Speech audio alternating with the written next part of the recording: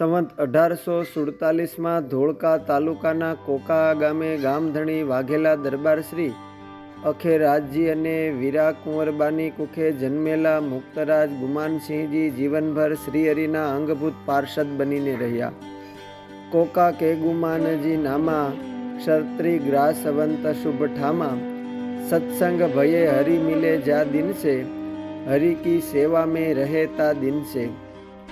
જ્યારે દાદા ખાચરની જમીન માટે માંડવધારની સીમમાં ધીંગાણું થયું ત્યારે પણ તેઓએ વીર ભગુજી વગેરે સૌ સાથે અપ્રતિમ શૌર્ય દર્શાવીને શ્રીહરિનો રાજીપો રહ્યો.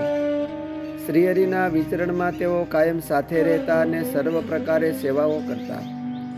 વિચરણમાં શ્રીહરિને દરરોજ દાતણ લાવી આપવાની સેવા પણ કરતા.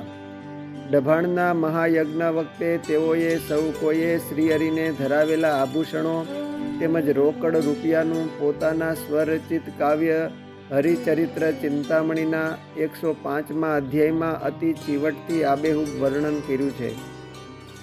સંવત 1886ના જેઠ સુધી 10મીએ શ્રીહરિ સ્વધામ સિધાવ્યા બાદ અતિ વિરહમાં ઝૂરતા પાર્ષદ ગુમાનજી અવારનવાર મોટા સંતો પાસે રડી પડતા.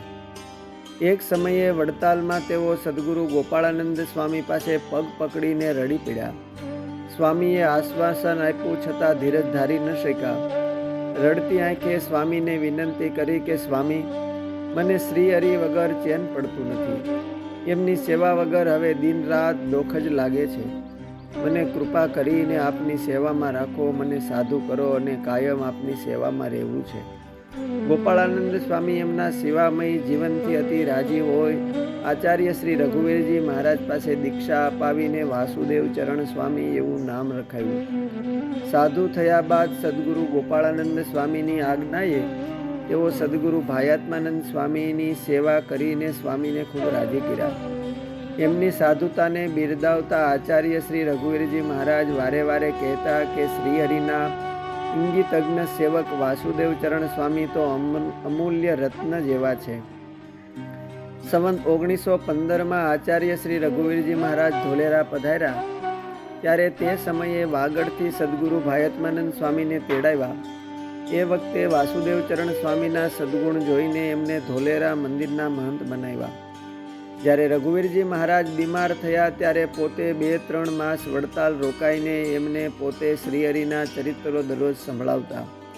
આચાર્ય શ્રી રઘુવીરજી મહારાજ પોતે પૂજ્ય ભગવત પ્રસાદજી મહારાજને અદ્ભુતાનંદ સ્વામીના હાથમાં સોંપી અને પોતે અક્ષરધામ સિધાવ્યા. એ સમયે તેઓ ત્યાં હતા. ધોલેરા ધામની તેઓએ અતિ મહિમાથી સેવા કરી. જ્યારે પૂજાભાઈ સાથે કોઈ વાતસર અણબનાવ જેવું થયું પછી તેઓ ઉદાસ રહેતા હતા. એ વખતે સદગુરુ ગુણાતીતાનંદ સ્વામી પધાર્યા. એમના પાસે વાસુદેવ ચરણ સ્વામી રડી પડ્યા અને કહેવા લાગ્યા, સ્વામી, મને તમારી સાથે સેવામાં રાખો. મને હવે અહીં ઉદાસી રહે છે. સ્વામી કહે, તમે સાથે આવો એ ઠીક નહીં, પાછળથી આવજો. એમ કહીને ગુણાતીતાનંદ સ્વામી બોટાદ પધાર્યા.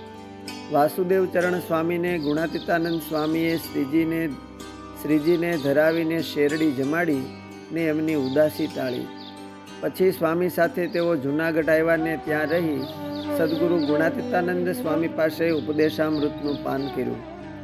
વાસુદેવ ચરણ સ્વામીએ વડતાલમાં રહ્યા થકા શ્રીહરિના લીલા ચરિત્રથી ભરપૂર શ્રીહરિ ચરિત્ર ચિંતામણી ગ્રંથ લખ્યો, જેમાં સંતો ભક્તોના સદગુણ સાથે એમની યાદી અને બ્રહ્મચારીઓની નામાવલી લખી છે જે અજોડ છે.